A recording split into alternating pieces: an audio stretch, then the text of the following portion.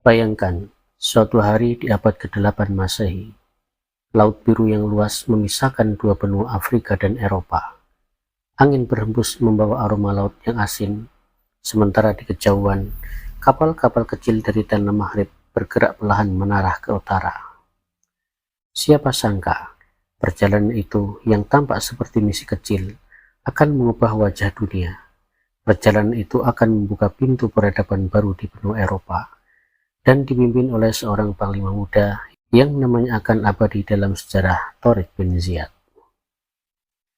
Pada masa itu, wilayah Afrika Utara telah berada di bawah kekuasaan Islam.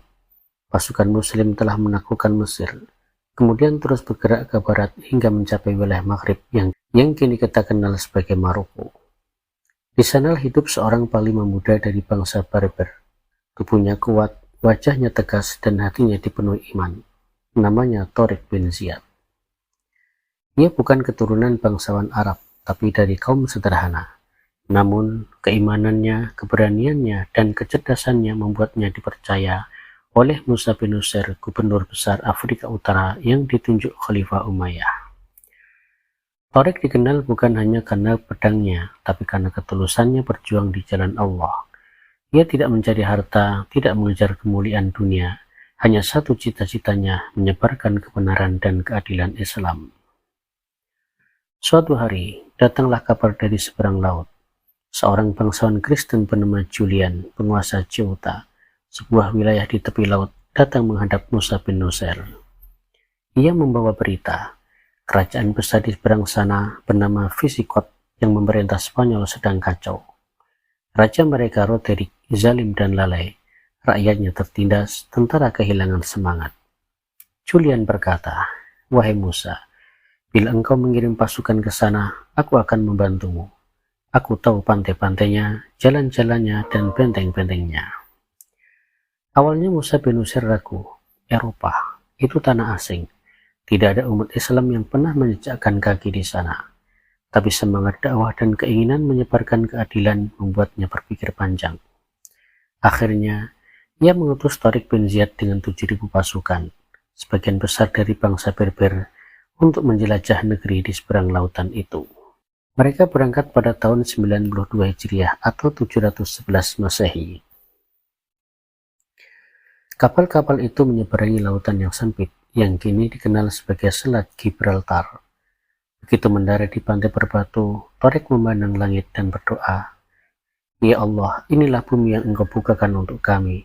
Jadikanlah langkah ini untuk meninggikan agamamu dan menegakkan keadilanmu." Tempat mereka mendarat kemudian dikenal dengan nama Jabal Tariq, Gunung Tariq, yang dalam bahasa Latin berubah menjadi Gibraltar. Ya, nama itu masih kita kenal hingga hari ini. Setelah mendarat, Tariq melakukan sesuatu yang mencengangkan. Ia membakar kapal-kapal mereka sendiri. Pasukannya terkejut. Mereka bertanya, "Wahai Tariq, bagaimana kita akan kembali?" Tariq menjawab dengan suara tegas, "Laut ada di belakang kita dan musuh di depan kita. Demi Allah, tidak ada jalan kembali kecuali menang atau mati syahid."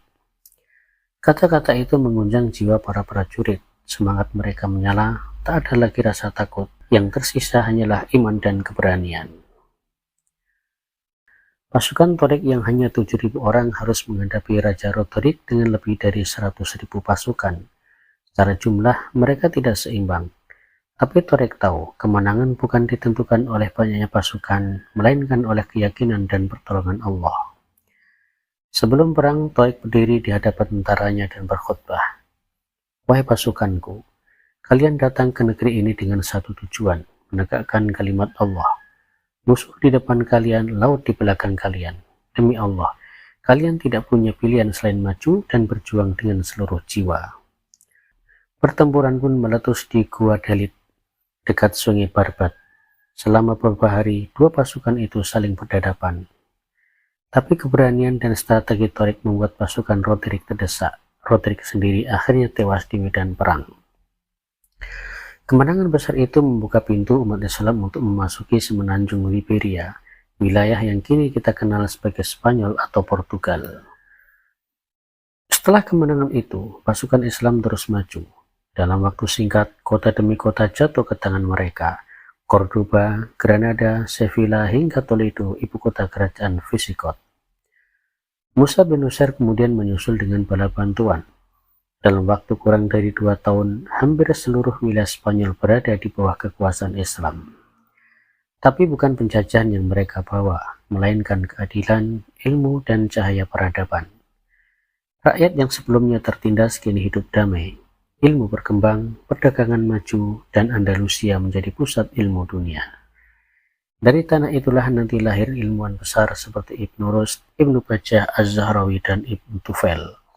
Sebuah peradaban yang kelak menjadi dasar bagi kebangkitan Eropa. Kisah Thareq bin Ziyad bukan sekedar tentang penaklukan. Ia adalah kisah iman, keberanian, dan keyakinan pada pertolongan Allah. Ia tidak menaklukkan Eropa dengan kekuatan senjata semata, tapi dengan jiwa dakwah dan keyakinan yang tak tergoyahkan. Dari lautan yang sempit itu lahirlah jembatan peradaban. Islam tidak hanya sampai di daratan Eropa, tapi juga menembus hati manusia. Dan semua itu dimulai dari satu langkah penuh keyakinan, dari seorang hamba yang berani berkata dalam hatinya, "Aku yakin Allah bersamaku."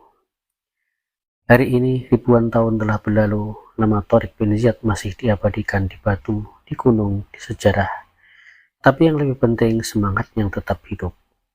Setiap kali kita takut melangkah ke wilayah baru, ingatlah Thareq bin Ziyad yang menyeberangi lautan dan berani membakar kapal-kapalnya demi masa depan Islam.